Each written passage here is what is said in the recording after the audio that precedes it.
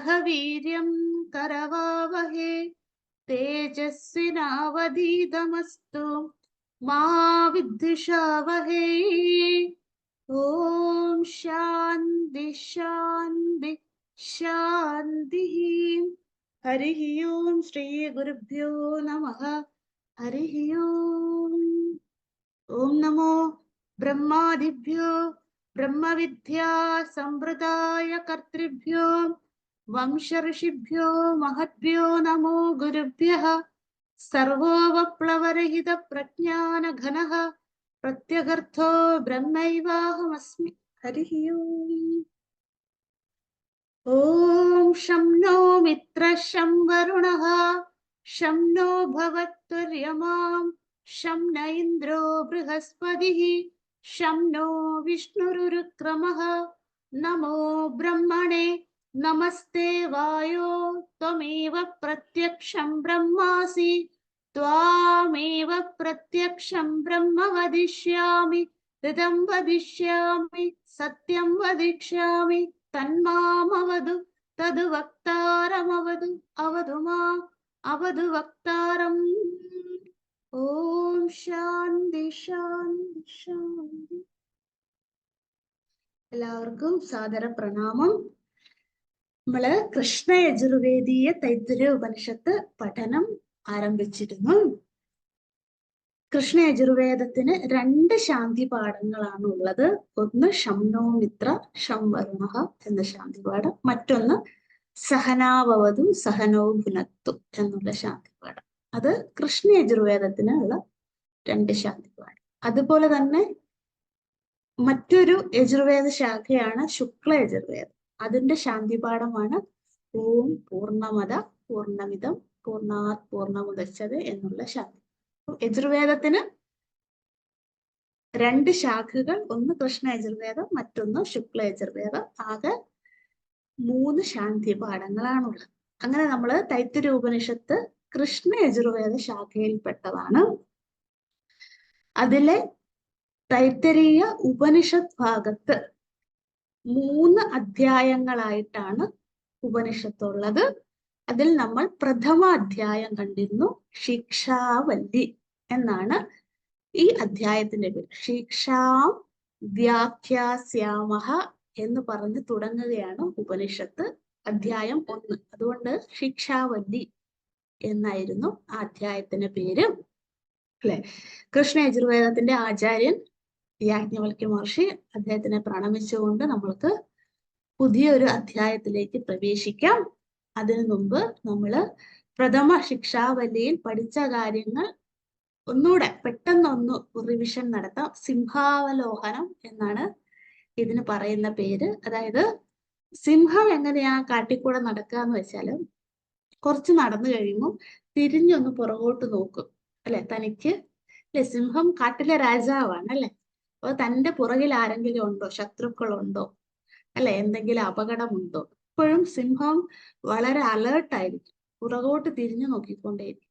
അതിനെയാണ് സിംഹാവലോകനം.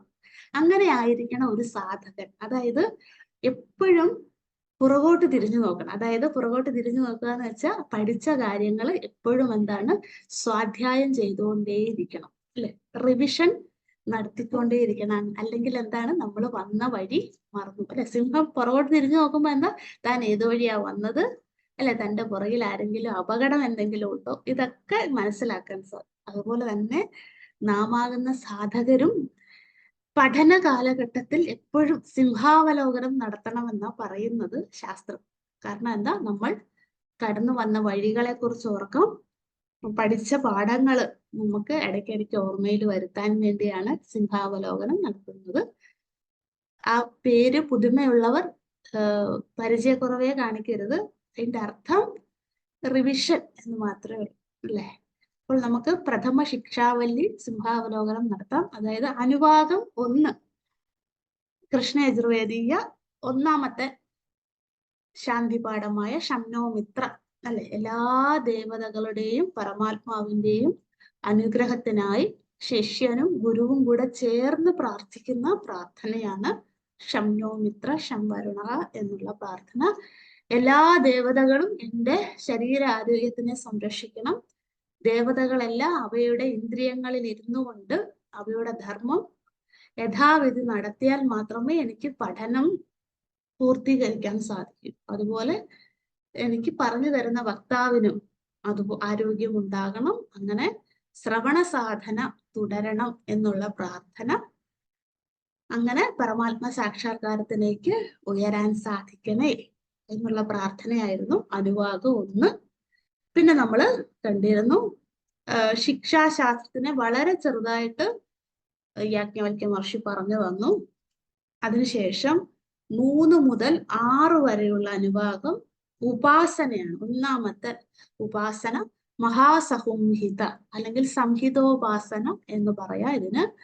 അതില് അതിലോകം, അതിജ്യോതിഷം, അതിവിദ്യം, അതിപ്രജം, അധ്യാത്മം, ഇങ്ങനെ 5 ഉപാസനകൾ അത് ചേരുന്നതിനെ മഹാസംഹിത എന്ന് വിളിക്കുന്നു.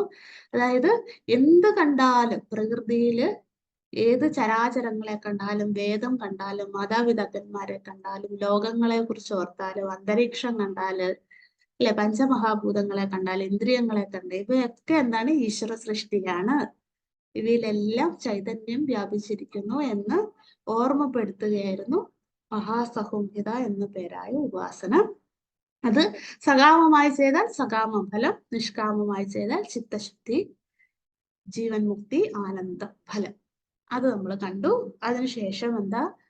ചിത്തശുദ്ധമായാൽ മാത്രം പോരാ, അതോടൊപ്പം തന്നെ ഓർമ്മശക്തിയും ഉണ്ടാകണം. അതിനുവേണ്ടി വേദത്തിൽ ഉപയോഗിക്കുന്ന ഒരു ഹോമമാണ് ആവഹന്തി ഹോമം. അതിന് ഉപയോഗിക്കുന്ന മന്ത്രങ്ങളാണ് എന്താണ്? മേധാതി സിദ്ധ്യർത്ഥ ആവഹന്തി ഹോമ മന്ത്രം. അനുഭാഗം 7 മുതൽ 9 വരെ നമ്മൾ കണ്ടു. അല്ലെ, ഇത് ദിവസവും ചെല്ലാൻ പറ്റിയ നല്ല കാര്യമാണ്. അല്ലെങ്കിൽ എപ്പോഴെങ്കിലും അല്ലെ, നമുക്ക് പ്രായമാകും തോറും അല്ലെ ഇന്ദ്രിയങ്ങൾക്ക് ബലം കുറയും, മസ്തിഷ്കത്തിന് ബലം കുറയും, എല്ലാത്തിനും ബലം കുറഞ്ഞുകൊണ്ടേയിരിക്കും. അപ്പോൾ നമ്മൾക്ക് ഓർമ്മശക്തി ഉണ്ടാവാനായിട്ട് അല്ലെ പഠനത്തിന് ആവശ്യത്തിന് വേണ്ടി പ്രാർത്ഥിക്കാവുന്നതാണ് ഇത്. ആ മന്ത്രം ചൊല്ലുന്നത് നല്ലതാണ്. അടുത്തത് 10 മുതൽ 12 വരെയുള്ള അനുഭാഗം നമ്മൾ വ്യാഹൃതി ഉപാസനയായിരുന്നു. അല്ലെ, ലോകം, ജ്യോതി, വേദ, പ്രാണ, വ്യാഹൃതി, ഇത്രയും നമ്മൾ കണ്ടിരുന്നു. വ്യാഹൃതി ഉപാസന അതും ചെയ്യാവുന്നതാണ്. ലോക ഉപാസനയുമായി വളരെ സിമിലർ ആയിരുന്നു. അത് ഈ 4 വ്യാഹൃതി നാമങ്ങൾ മാത്രമേ പുതിയതായിട്ട് തന്നുള്ളൂ. ഭൂഹു, ഭുവഹ, സുവഹ, മഹഹ എന്ന് കേൾക്കുമ്പോൾ അല്ലെങ്കിൽ അത് ഉച്ചരിക്കുമ്പോൾ എന്താണ്? ലോകം മുഴുവൻ വ്യാപിച്ചിരിക്കുന്നത് ഭഗവാനാണ്, നക്ഷത്രങ്ങളായിരിക്കുന്നത് ഭഗവാനാണ്, ദേവതകളായിരിക്കുന്നത് ഭഗവാനാണ്, വേദമായി പരിണമിച്ചത് ഭഗവാനാണ്, അല്ലെ, പ്രാണനായി പരിണമിച്ചത് ഭഗവാനാണ്. അങ്ങനെ ചിന്തിക്കാൻ സാധിക്കുന്നുണ്ടെങ്കിൽ അത് വ്യാഹൃതി ഉപാസന. അതിനുശേഷം നമ്മൾ പഠിച്ചത് അനുവാകം 13 മുതൽ 14 വരെ അന്തർഹൃദയ ഉപാസന എന്ന പേരില് മറ്റൊരു ഉപാസന പറഞ്ഞു തന്നു.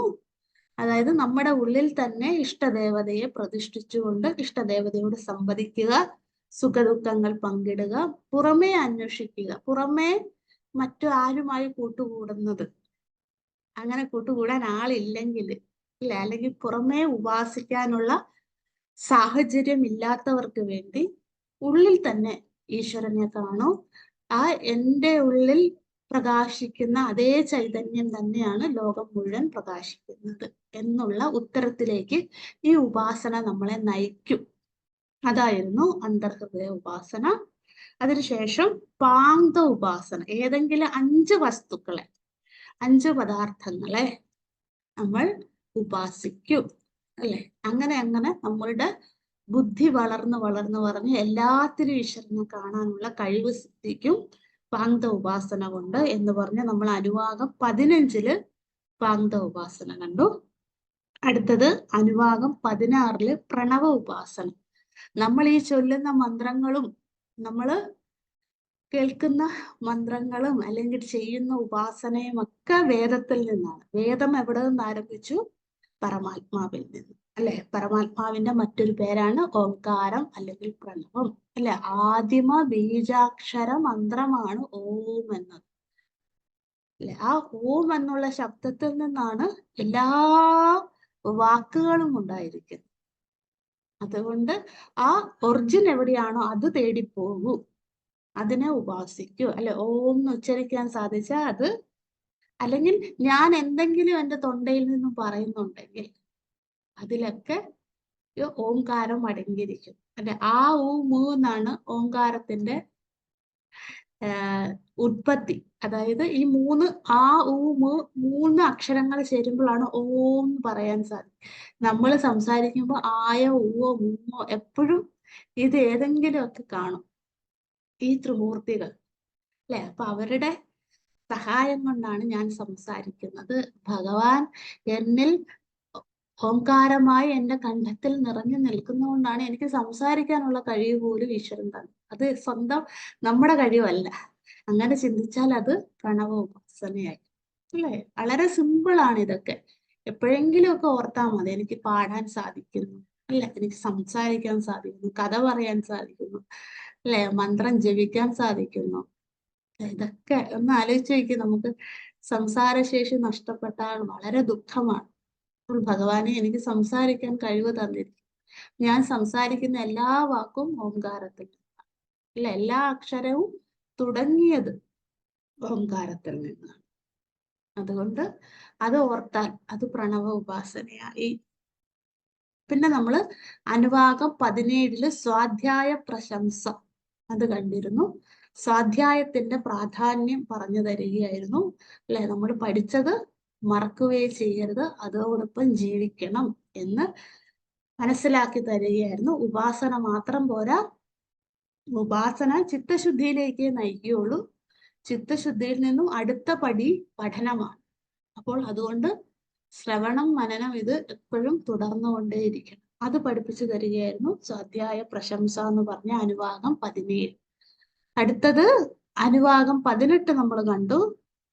ത്രിശങ്കു എന്ന മഹാത്മാവ് ഈ വിധം സാധന ചെയ്തിട്ട്, അതായത് പല ഉപാസനകളും അല്ലെ, മേധാതി പ്രാർത്ഥനയിലൂടെ, ശ്രവണത്തിലൂടെ, മനനത്തിലൂടെ, സ്വാധ്യായത്തിലൂടെ, സാധന ചതുഷ്ടയ സമ്പത്തിയിലൂടെ എവിടെ എത്തി? മോക്ഷപ്രാപ്തിയിലേക്ക് എത്തി. അപ്പൊ അദ്ദേഹത്തിന്റെ ഉദാഹരണം പറഞ്ഞു തന്നു. അപ്പോൾ ആരാണോ ത്രിശംഭു മഹർഷിയെ പോലെ ഉപാസന ചെയ്യുന്നത് അല്ലെങ്കിൽ സ്വാധ്യായം ചെയ്യുന്നത്, അവർ ത്രിശംഭു മഹർഷിയെ പോലെ മോക്ഷഗതിയെ പ്രാപിക്കും എന്ന് പഠിപ്പിച്ചു തരികയായിരുന്നു.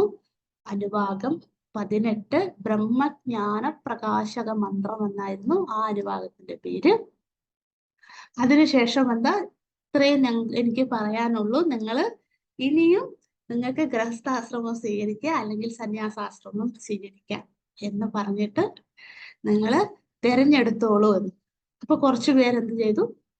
ഗുരുവിനോടൊപ്പം തന്നെ സന്യാസാശ്രമം തുടരാൻ അവിടെ തന്നെ തുടർന്നു. ബാക്കി കുറെ പേര് എന്ത് ചെയ്തു? ഗൃഹസ്ഥാശ്രമത്തിലേക്ക് പോകുവാൻ തയ്യാറായി. അവർക്ക് വേണ്ടിയുള്ള ഉപദേശമായിരുന്നു അനുവാകം 19 മുതൽ 22 വരെ. ശിക്ഷ അനുശാസനം, ശിഷ്യന്മാർക്ക് ഗുരുവിന് അവസാനം കൊടുക്കുവാനുള്ള ഉപദേശമായിരുന്നു. നിങ്ങൾ എങ്ങനെ ധർമ്മത്തോടുകൂടി ജീവിക്കണം ഈ ലോകത്ത്, അത് പഠിപ്പിച്ചു തരികയായിരുന്നു. 22 വരെയുള്ള ഭാഗം.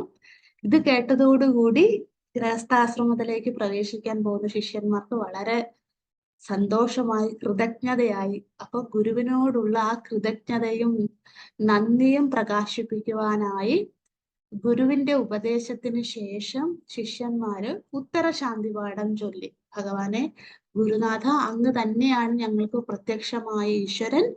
ഈ വഴി കാട്ടി തന്നതിന് എന്നും ഞങ്ങൾ അങ്ങയോട് കടപ്പെട്ടിരിക്കും. ഞങ്ങൾ ശാസ്ത്രത്തിന് എതിരായി ജീവിക്കില്ല, വ്യതിചലിക്കില്ല, സ്വാധ്യായം ചെയ്തു കൊള്ളാം, എല്ലാം ഞങ്ങൾ ചെയ്തു കൊള്ളാം എന്ന് പറഞ്ഞ് സത്യം ചെയ്തുകൊണ്ട് ഗുരുകുലത്തിൽ നിന്നും അവർ മടങ്ങി ഗൃഹസ്ഥാശ്രമത്തിലേക്ക് പോകുന്നു. അങ്ങനെ തൈത്തിരീയ ഉപനിഷത്ത് പ്രഥമ ശിക്ഷാവല്ലി അവസാനിച്ചു. ഇനി നമ്മൾ പഠിക്കാൻ പോകുന്നത് അടുത്തത് തൈത്തിരീയ ഉപനിഷത്ത് ദ്വിതീയ അധ്യായമാണ്. ദ്വിതീയ അധ്യായം ഗുരുവിനോടൊപ്പം കുറച്ചുപേര് അവര് പോയില്ല എന്ന് പറഞ്ഞില്ലേ, അവര് യാജ്ഞവൽക്യ മഹർഷിയിൽ ആകൃഷ്ടരായിട്ട്, അല്ലെ, നമ്മൾ കണ്ടിരുന്നു യാജ്ഞവൽക്യ മഹർഷി എന്തെങ്കിലും എന്റെ കയ്യിൽ തെറ്റുണ്ടെങ്കിൽ നിങ്ങൾ അത് അനുകരിക്കരുത്, നല്ലത് മാത്രമേ എടുക്കാവുള്ളൂ എന്നൊക്കെ പറഞ്ഞ് ആ വാത്സല്യവും ഗുരുവിന്റെ ആ ശാസ്ത്രത്തിനോടുള്ള പ്രതിബദ്ധതയും സ്നേഹവും എല്ലാം കണ്ടിട്ട് എന്താ കുറച്ചു കുട്ടികൾ, ഇപ്പൊ ഒരു 100 കുട്ടികളുണ്ട്, 90 പേരും ഗൃഹസ്ഥാശ്രമിയായി, ബാക്കി ഒരു 10 പേര് ബാക്കിയുണ്ട്. അവർക്ക് വേണ്ടി എന്ത് ചെയ്തു യാജ്ഞവൽക്യ മഹർഷി? ശരി, നിങ്ങളുടെ ആ വിരക്തിക്ക് മുന്നിൽ എനിക്ക് വളരെ സന്തോഷമാണ്. നിങ്ങൾക്ക് ഇനി ഞാൻ എന്ത് ചെയ്യും? ബ്രഹ്മവിദ്യ ഉപദേശിച്ചു തരാം എന്ന് പറഞ്ഞ് 2-ാം അധ്യായം ബ്രഹ്മവിദ്യാ ഉപദേശമാണ് യാജ്ഞവൽക്യ മഹർഷി ഈ ശിഷ്യന്മാർക്ക്, ബാക്കിയിരിക്കുന്ന ശിഷ്യന്മാർക്ക് വേണ്ടി അവരെ എന്താ ത്രിശങ്കു മഹർഷിയെ പോലെ അവരെ ആക്കാനായിട്ട്, അല്ലെ യാജ്ഞവൽക്യ മഹർഷിയെ പോലെ തന്നെ ആക്കുവാനായിട്ട്, അല്ലെ ജീവൻ മുക്താവസ്ഥയിലേക്ക് കൈപിടിച്ച് നയിക്കുവാനായിട്ട് ഈ അധ്യായം. അപ്പൊ കൃഷ്ണ യജുർവേദീയ തൈത്തരീയ ഉപനിഷത്ത് 2ാം അധ്യായം, പേരെഴുതിക്കോളും, ബ്രഹ്മാനന്ദവല്ലി. ഇങ്ങനെയാണ് ആ അധ്യായത്തിന്റെ പേര്, ബ്രഹ്മ ആനന്ദവല്ലി.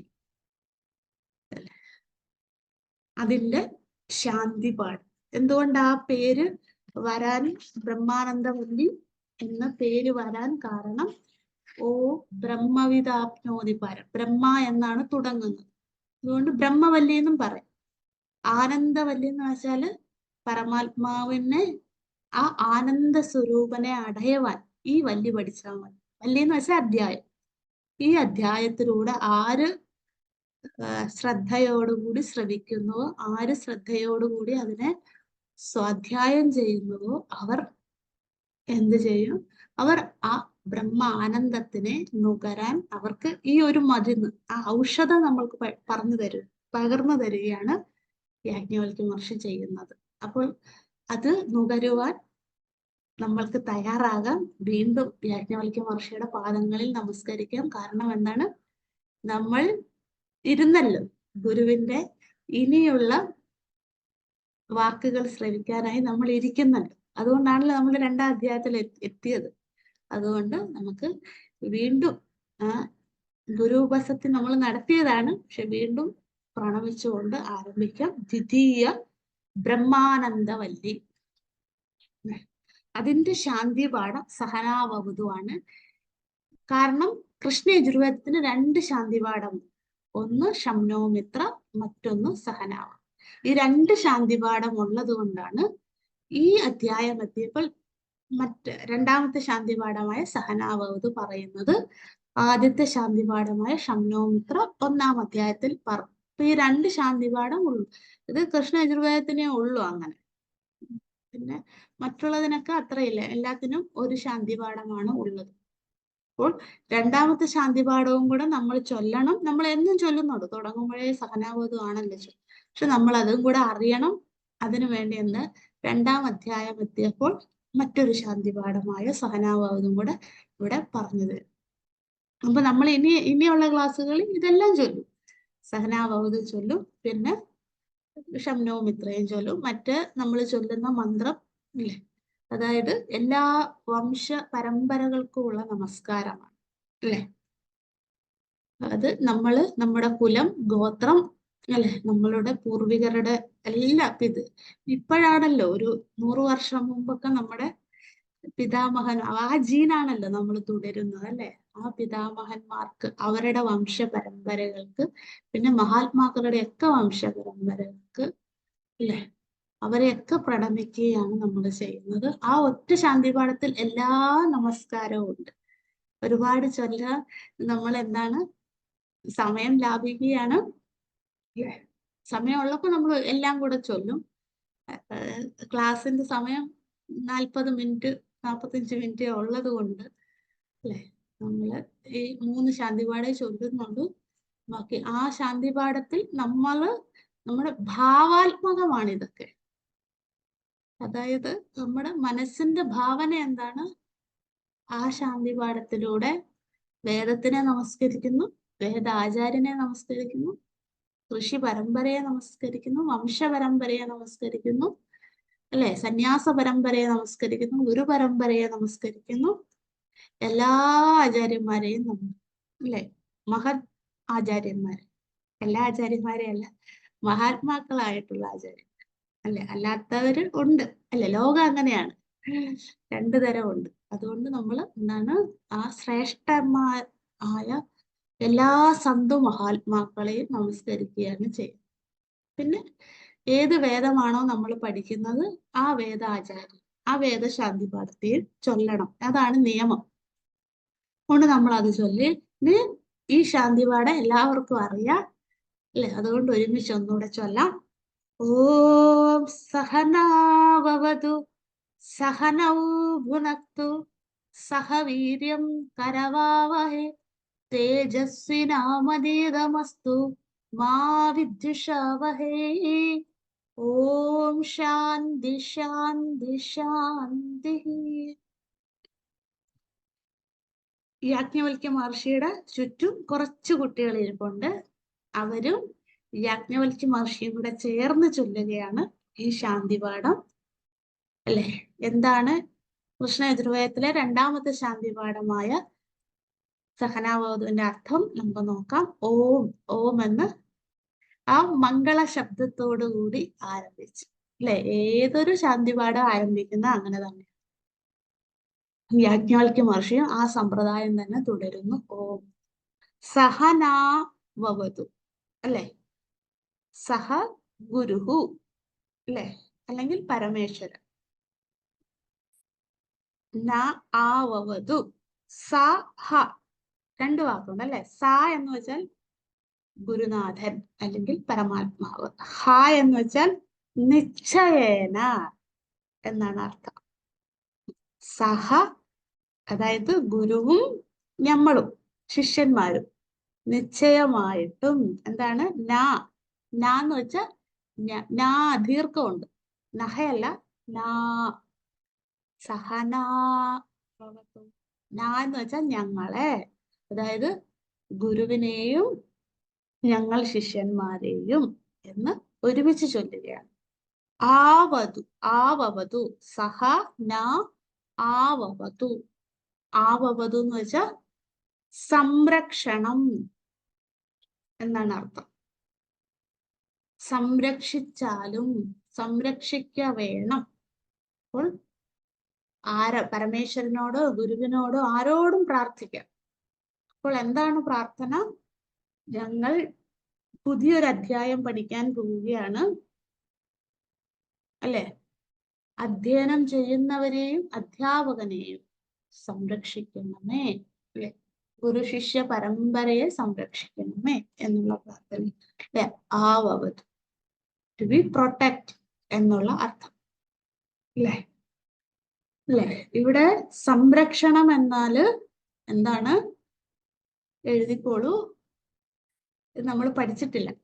സഹനാവതുവിന്റെ അർത്ഥം പഠിച്ചിട്ടുണ്ട്, പക്ഷെ ആവവതു എന്ത് സംരക്ഷണമാണ് നിങ്ങൾക്ക് അറിയായിരിക്കും, എങ്കിലും അറിയത്തില്ലാത്തവർക്ക് വേണ്ടി പറയാം. ജ്ഞാനവൈരാഗ്യ സംരക്ഷണം, അല്ലെ. എനിക്ക് ജ്ഞാന വൈരാഗ്യ സംരക്ഷണം, അത് ഒന്നാമത്തെ സംരക്ഷണം. സംരക്ഷണം എന്ന വാക്കിന്റെ ഈ സന്ദർഭത്തില് നിർവചനങ്ങളാണ്. ജ്ഞാന വൈരാഗ്യ സംരക്ഷണം, അല്ലെ. ജ്ഞാനവും വൈരാഗ്യവും, അല്ലെ. വൈരാഗ്യം അറിയാം, വിരക്തി, അല്ലെ. ഭോഗവസ്തുക്കളോടുള്ള വിരക്തി, ഡിറ്റാച്ച്മെന്റ്, അതാണ്. അപ്പൊ ജ്ഞാനവും വൈരാഗ്യവും നൽകി എന്നെ സംരക്ഷിക്കണം. പിന്നെ എന്താ രണ്ടാമത്തത്? വിദ്യാദാനേന സംരക്ഷണം. ശിഷ്യന്റെ മനസ്സിലാണ്. ഗുരുവിന് ഇതൊക്കെ ഉള്ള ആളാണ്, അല്ലെ. യാജ്ഞവൽക്യ മഹർഷി നമ്മളോടൊപ്പം ഇരുന്ന് ഇത് ചൊല്ലുന്നു എന്ന് മാത്രമേ ഉള്ളൂ. ഇത് നമ്മൾക്ക് വേണ്ടിയാണ് നമ്മൾ ചൊല്ലുന്നത്, അല്ലെ. ശിഷ്യരായ നമ്മൾക്ക് വേണ്ടി. എന്താണ്? ഒന്ന് ജ്ഞാനവൈരാഗ്യം, രണ്ട് വിദ്യാദാനേന സംരക്ഷണം. എനിക്ക് ഗുരുവിൽ നിന്ന് വിദ്യയാകുന്ന ദാനം ലഭിക്കണം. ഗുരു എനിക്ക് ദാനം തരണം, അല്ലെ. ദാനം കൊടുക്കുക നമ്മൾ കണ്ടിരുന്നു 1-ാം അധ്യായത്തില്. എങ്ങനെയായിരിക്കണം? ഒരുപാടുണ്ടെങ്കിലേ കൊടുക്കാൻ സാധിക്കും, അല്ലെ. ഒരു മടിയും കൂടാതെ കൊടുക്കണം, ധാരാളം കൊടുക്കണം. എങ്ങനെ ധാരാളം കൊടുക്കാൻ പറ്റും? നമ്മുടെ കയ്യിൽ ഒരുപാട് ഉണ്ടെങ്കിലേ ഉള്ളൂ. അപ്പൊ അങ്ങനെയുള്ള ഗുരു, ആ ഗുരുവിൽ നിന്നും എനിക്ക് വിദ്യ ദാനമായി നൽകണേ. അല്ലെ, ഗുരു എനിക്ക് സ്നേഹവും വാത്സല്യവും ശ്രദ്ധയോടെയും കരുണയോടും കൂടി ഗുരുവിൽ നിന്നും എനിക്ക് വിദ്യയാകുന്ന അമൃതം ലഭിക്കണേ. അതാണ് ശിഷ്യന്റെ പ്രാർത്ഥന. അപ്പൊ ആ സംരക്ഷണം, അതാണ് വിദ്യാദാനേന സംരക്ഷണം. അപ്പൊ ഒന്നാമത്തെ സംരക്ഷണം ജ്ഞാന വൈരാഗ്യ സംരക്ഷണം, രണ്ടാമത്തത് വിദ്യാദാനം, മൂന്നാമത്തത് ആരോഗ്യ സംരക്ഷണം.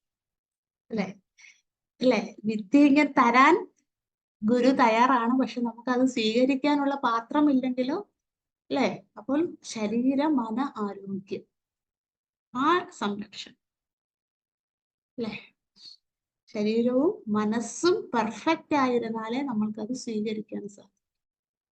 അല്ലെ, പണ്ടുള്ള ഒരു കഥ പറയില്ലേ, ഭഗവാൻ നമ്മുടെ വീട്ടില് വന്ന് ദാനം തരാൻ തയ്യാറാണ്, പക്ഷെ നമ്മളുടെ ദാനപാത്രം ക്ലാവ് പിടിച്ചിരുന്നാലോ, അല്ല, ദാനം സ്വീകരിക്കുന്ന പാത്രം ക്ലാവ് പിടിച്ചിരുന്ന എത്ര നല്ല ദാനം കിട്ടിയാലും അതും ക്ലാവ് പിടിച്ചു. അതുകൊണ്ട് നമ്മൾ അതിനെ സംരക്ഷിച്ചു വെക്കണം. അല്ലേ, ആരോഗ്യത്തിനെയും മനസ്സിനെയും, അല്ലെ, സംരക്ഷിച്ച് നമ്മൾ ഹെൽത്തി ആയിരിക്കണം. അതാണ് മൂന്നാമത്തെ രക്ഷ. അതാണ് അവധു എന്ന വാക്കിന്റെ അർത്ഥം. നോട്ട് ചെയ്ത് വെച്ചോളൂ. അല്ലെ, നമ്മൾ എപ്പോഴും ചൊല്ലുന്നതാണ് സഹനാവ് അവധു അല്ലെ. അവധു എന്ന് വെച്ചാൽ ഒന്ന് ജ്ഞാന വൈരാഗ്യ സംരക്ഷണം, രണ്ട് വിദ്യാദാന സംരക്ഷണം, മൂന്ന് ശരീരമന ആരോഗ്യ സംരക്ഷണം. ഇത്രയും സംരക്ഷണം ഭഗവാനെ അങ്ങ് തരണേ എന്ന്. അല്ലെങ്കിൽ ആയുരാരോഗ്യ സംരക്ഷണം, അങ്ങനെയും പറയാം. നമ്മൾ പ്രാർത്ഥിക്കുമ്പോൾ നമുക്ക് വേണ്ടി ഇത് ആദ്യം നമ്മൾ ജ്ഞാനവൈരാഗ്യവും വിദ്യാദാനവും നമ്മൾക്ക് വേണ്ടി പ്രാർത്ഥിക്കാം. പിന്നെ ആയുസ്സിന് വേണ്ടി, ശരീര ആരോഗ്യത്തിന് വേണ്ടി പ്രാർത്ഥിക്കുമ്പോൾ നമുക്ക് വേണ്ടിയും ഗുരുവിന് വേണ്ടിയും പ്രാർത്ഥിക്കും. അല്ലെ, ഗുരുവിനും നമ്മൾക്ക് ദാനം തരുവാനുള്ള മനസ്സുണ്ടെങ്കിലും ആരോഗ്യം ഉണ്ടല്ലേ തരാൻ സാധിക്കും, അതും ഉണ്ടാവട്ടെ. അല്ലെ, ഗുരു പരമ്പരയ്ക്ക് വേണ്ടി പ്രാർത്ഥിക്കാം. അതാണ് സഹനാവവതു. അടുത്തത് സഹനൗ ഭുനക്തു. അല്ലെ, സഹ നൗ, എന്നെയും ഗുരുവൻ. സഹ എന്ന് വെച്ചാൽ അവൻ, ഹ എന്ന് വെച്ചാൽ ഞങ്ങൾ. അതായത് ഗുരുവിനെയും എന്നെയും, ഞങ്ങളെ, നമ്മളെ എല്ലാവരെയും എന്താണ് നൗ ഭുനക്തു. അല്ലെ, അതായത് നൗ, നൗ എന്നാലും ഞങ്ങളെ നമ്മൾ കണ്ടിരുന്നു, നൗ ഒക്കെ. അതായത് നിശ്ചയമായിട്ടും, ഹ എന്ന് വെച്ചാൽ നിശ്ചയം.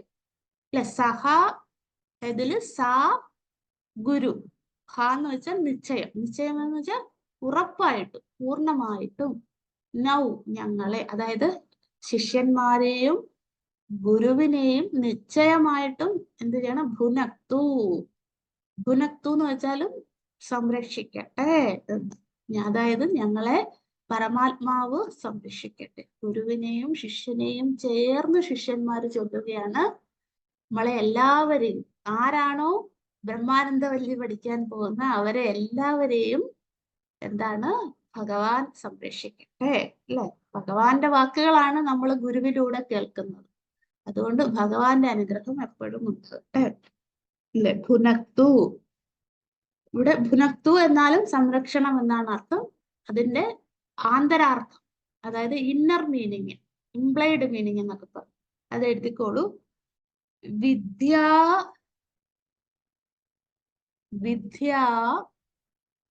ഫല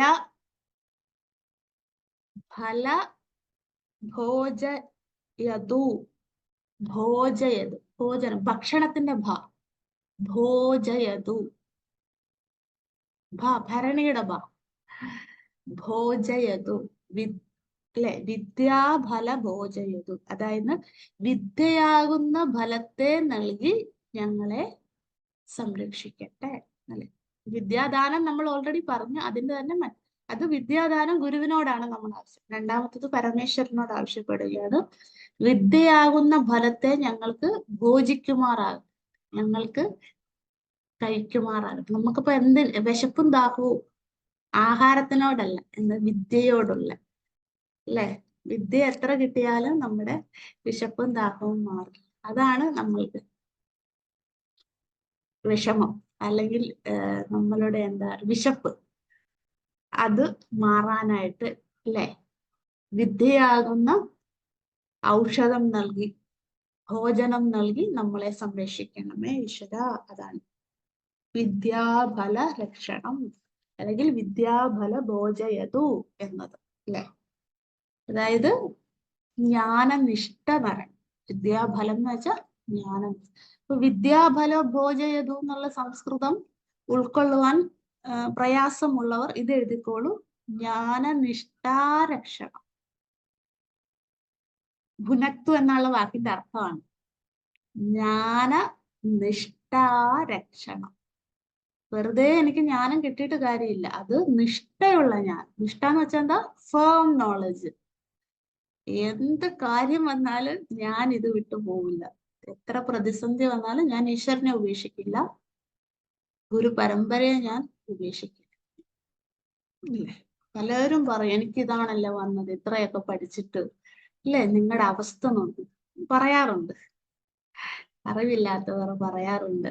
വേണ്ട, നിങ്ങൾ സന്യസിക്കാൻ പോയിട്ട് നിങ്ങൾക്ക് കണ്ടില്ലേ, നിങ്ങൾക്ക് ഓരോന്ന് കേൾക്കുന്ന എന്തൊക്കെയാണ് പറയുന്നത് ആളുകൾ അല്ലേ, അല്ലെങ്കിൽ എന്തൊക്കെയാണ് നിങ്ങൾ ശാരീരികമായും മാനസികമായും അനുഭവിക്കുന്നത്, ഇതിന്റെ വല്ല കാര്യമുണ്ടോ? അപ്പൊ നമ്മൾ അയ്യോ നമ്മളും ചിന്തിക്കോ, വേണ്ടിയിരുന്നില്ല, തിരിച്ചു പോകാം.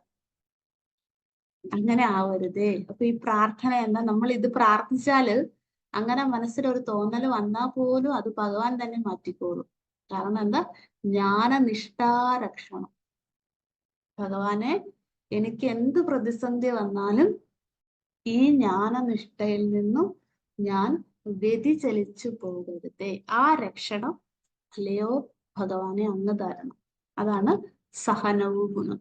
വളരെ നിഷ്കളങ്കമായ വാക്കുകളാണിത്, പക്ഷെ ഇതിന്റെ ആന്തരാർത്ഥം വളരെ ഗഹനമാണ്.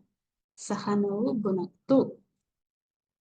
അടുത്തത് സഹവീര്യം കരവാവഹേ.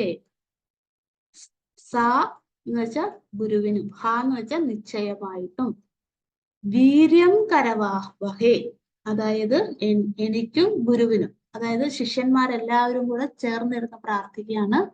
നമ്മൾക്കെല്ലാവർക്കും എന്താണ്? വീര്യം നൽകി രക്ഷിച്ചാലും. അതാണ് വീര്യം കരവാവഹേ. കരവാഹ എന്ന് വെച്ചാൽ കയ്യിൽ കൊണ്ടുവന്ന് തരണം. എന്തിന്? വീര്യത്തെ. എപ്പോഴും ഊർജ്ജസ്വലരായിരിക്കും. പഠിക്കുന്ന സമയത്ത് എനിക്ക് ഉറക്കം വരാനോ ഞാൻ ലേസി ആയിരിക്കാനോ മടി പിടിച്ചിരിക്കാനോ ഒന്നുമില്ല. ഞാൻ പഠിക്കുന്ന സമയത്ത് ശാസ്ത്ര ശ്രവണം ചെയ്യുമ്പോൾ നല്ല ഫുള്ളി ആക്റ്റീവ് ആയിരിക്കും, നല്ല സ്വാത്വികനായിരിക്കും. എൻ്റെ ചെവി 100% പെർഫെക്റ്റ് ആയിട്ട് കേൾക്കും അല്ലെ, ഒരു വാക്ക് പോലും ഞാൻ വിട്ടുകളയില്ല അല്ലെ, എൻ്റെ ശ്രദ്ധ മുഴുവൻ മന്ത്രത്തിലായിരിക്കും. അതാണ് ആ വീര്യം, ആ ഒരു എനർജി എനിക്ക് തരണേ, എന്നെ കയ്യിൽ വന്ന് തരണേ. അതാണ് സഹവീര്യം. ഇതൊന്നും ഗുരുവിന് ആവശ്യമില്ല, പക്ഷെ നമ്മൾ ചെല്ലുമ്പോൾ നമ്മൾക്ക് വേണ്ടി ഗുരുവും കൂടെ ചെല്ലുന്നു എന്നേ ഉള്ളൂ അല്ലെ. ഇത് ഒരുമിച്ച് ചൊല്ലുന്ന ശാന്തിപാഠമാണ്. ഗുരുവിന് ഇതൊക്കെ കിട്ടിയ ആളാണ് യാജ്ഞവൽക്യ മഹർഷി. ഗുരു നമ്മളോടൊപ്പം ചൊല്ലുമ്പോ എന്താ, പ്രകൃതിയിൽ അത് മുഴങ്ങുമ്പോൾ നമ്മൾക്ക് അനുഗ്രഹമായി വരും. അതിനു വേണ്ടിയാണ് ചൊല്ലുന്നത്. അതായത് ഞങ്ങൾക്ക് വീര്യം നൽകി രക്ഷിച്ചാലും എന്ന്. അപ്പൊ അത് എഴുതിക്കോളൂ. എന്താണ് വീര്യം അല്ലെ? സിമ്പിൾ ആയിട്ട് ഇപ്പൊ പറഞ്ഞു, സാത്വിക ഗുണം അല്ലെ, ആക്റ്റീവ് മൈൻഡ് അല്ലെ, ഹെൽത്തി ബോഡി, ഇതൊക്കെയാണെന്ന് പറഞ്ഞു. പക്ഷെ മറ്റൊരർത്ഥം എഴുതിക്കോളൂ. ശാസ്ത്ര വേണ്ടവരെഴുതിയാൽ മതി, സംസ്കൃതമാണ്. എഴുതുന്നത് നല്ലതാണ്, ഇതൊക്കെ നമുക്ക് പുണ്യം കൊണ്ട് തരും. എഴുതിക്കോളൂ അല്ലെ. ഈ ജന്മം ഇത്രയും പഠിക്കാൻ സാധിക്കുന്നത് പുണ്യമായി കാണും അല്ലെ. എത്ര പേരുണ്ട് ഈ ലോകത്തിൽ. കേരളത്തിൽ തന്നെ 3.5 കോടിയിലധികം ജനങ്ങളുണ്ട്. അതിലൊരു 10,000 പേര് പോലും, 1,000 പേരുണ്ടോ, 5,000 പേരുണ്ടോ ഉപനിഷത്ത് പഠിക്കാൻ സാധിച്ചവര് ഈ കാലഘട്ടത്തിൽ അല്ലെ? ഒരംശം പോലും. അതിൽ ഭഗവാൻ എന്നെ സെലക്ട് ചെയ്തല്ലോ. ഞാൻ ഏതോ ദേശത്ത് കിടന്ന് അല്ലെ, ഏതോ ഒരു അച്ഛന്റെയും അമ്മയുടെയും ഏതോ ഒരു കുഗ്രാമത്തിൽ ജനിച്ച് അല്ലെ, ഏതോ ഒരു അല്ലെ, സമുദായത്തില്, ഏതോ ഒരു ജാതിയില്, ഏതോ ഒരു വർണ്ണത്തില്, ഏതോ ഒരു ദേഹത്തില്, സ്ത്രീയായോ പുരുഷനായോ, അല്ലെ, എന്തൊക്കെ ന്യൂനതകൾ നമ്മൾക്കുണ്ട്, അതൊക്കെ മാറ്റിവെച്ച് ഭഗവാൻ നമ്മളെ ഉപനിഷത്ത് ആക്കിയെങ്കിൽ അതിൻ്റെ അർത്ഥം നമ്മളെ സെലക്ട് ചെയ്തു കഴിഞ്ഞു, മോക്ഷഗതിയിലേക്ക് ആ വാതിൽ തുറന്നു തന്നു എന്ന് തന്നെയാണ് അർത്ഥം. ഇനി നമ്മൾ മുന്നോട്ട് പോകേണ്ട നമ്മുടെ കടമയാണ്, അത് നമ്മൾ എഴുതാം. വീര്യം എന്നാല് ശാസ്ത്ര അധ്യയന, ശാസ്ത്ര അധ്യയന, അധ്യയനം എന്ന് വെച്ചാൽ സ്റ്റഡി, ശാസ്ത്രം പഠിക്കുവാനും, ശാസ്ത്ര അധ്യയന, മലയാളം തന്നെയാണ് ഇതൊക്കെ. ശാസ്ത്ര അധ്യയന പ്രയത്ന, പ്രയത്നം ചെയ്യുക അല്ലെ, ഹാർഡ് വർക്ക്. പ്രയത്ന ശക്തി, അടുത്ത വാക്ക് ശക്തി. ശാസ്ത്ര അധ്യയന പ്രയത്ന ശക്തി, അതായത് ശാസ്ത്രം പഠിക്കുവാൻ, അതിന് പ്രയത്നിക്കുവാൻ എനിക്ക് അതിനുള്ള ശക്തിയാണ് എൻ്റെ കയ്യിൽ. കരവാവഹ എന്ന് വെച്ചാൽ, കരം എന്ന് വെച്ചാൽ കയ്യിൽ, കയ്യിൽ കൊണ്ടു തരണം ഭഗവാനെ, അങ്ങ് എൻ്റെ കയ്യിൽ കൊണ്ടു തരണം. എന്തിന്? ശാസ്ത്രം പഠിക്കുവാനുള്ള പ്രയത്നശക്തി. അപ്പൊ അതായത് എൻ്റെ മനസ്സ്, ബുദ്ധി, ഇന്ദ്രിയങ്ങള് എല്ലാം ഇതിനനുകൂലമാകണം. ഞാൻ പഠിക്കുന്ന സമയത്ത് അല്ലെ ശ്രവണം ചെയ്യുന്ന സമയത്ത് മറ്റൊരു വിഘ്നങ്ങളും ഉണ്ടാകരുത്. ഫുള്ളി ഡെഡിക്കേറ്റഡ് ആയിട്ട് പഠിക്കാൻ. കാരണം നമുക്ക് അറിയില്ല ഇനി നമ്മൾ തൈത്തരീയം പഠിക്കുമോ, ഈ ജന്മം പഠിക്കാൻ സാധിക്കുമെന്ന് ആർക്കും ഒരു ഉറപ്പില്ല, അല്ലേ? അപ്പോൾ ഒരു തവണ പഠിക്കാൻ സാധിക്കുന്നത് മഹാഭാഗ്യമായി ഞാൻ കരുതുന്നു. അതുകൊണ്ടല്ല, ആ ഒരാവർത്തി പഠിക്കുമ്പം എനിക്ക് പൂർണ്ണ സമർപ്പണത്തോടുകൂടി പഠിക്കുവാനുള്ള സാഹചര്യം അങ്ങ് ഉണ്ടാക്കി തരണേ. അതാണ് പ്രാർത്ഥന. സഹവീര്യം കരവാവഹേ. ബാക്കി നമുക്ക് നാളെ കാണാം. ഓം സഹനാവവതു സഹനൗ ഭുനക്തു സഹ വീര്യം കരവാവഹേ തേജസ്വിനാവധീതമസ്തു മാ വിദ്വിഷാവഹേ. ഓം ശാന്തി ശാന്തി ശാന്തി. ഓം ശം നോ മിത്രഃ ശം വരുണഃ ശം നോ ഭവത്വര്യമാ ശം ന ഇന്ദ്രോ ബൃഹസ്പതിഃ ശം നോ വിഷ്ണുരുക്രമഃ.